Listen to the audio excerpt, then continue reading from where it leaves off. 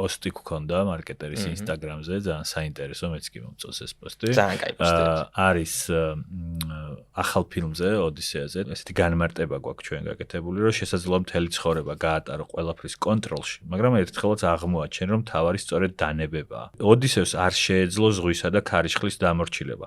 ის ვერ აკონტროლებდა ღმერთებსა და ბედისწერას. მის ხელში მხოლოდ საკუთარი არჩევანი და რეაქცია იყო.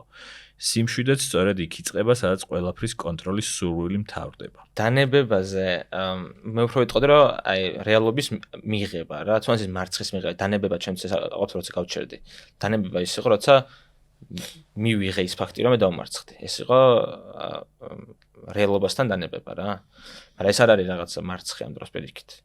ხა ოდისევსთან რაც არის, რომ ბუნებას და ღმერთებს ვერ აკონტროლებდა, სინამდვილეში მაგისი დანებება არის, რომ გაიაზრა ის, რომ რატო განრისხდა ოდისევსზე პოსეიდონი, ხო? იმიტომ რომ ციკლოპს დაუწახა, რომ გახსოვდეს ჩემი სახელი, მე ოდისევსი ვარ. აი ეგ იყო ჩემთვის რა იცი, რომ აქ თქვი რომ მე რეკლევარ თქო, ორგზის რეკორდსმენი და მე ვარჯიში აღარ მჭირდებოდა. ჩემი დანებება იყო, რომ მივიღე ეგ ფაქტი, რომ მე აი მარცხამდე და იმ პრობლემამდე მიმიყვანა ჩემმა ქედმაღლობამ.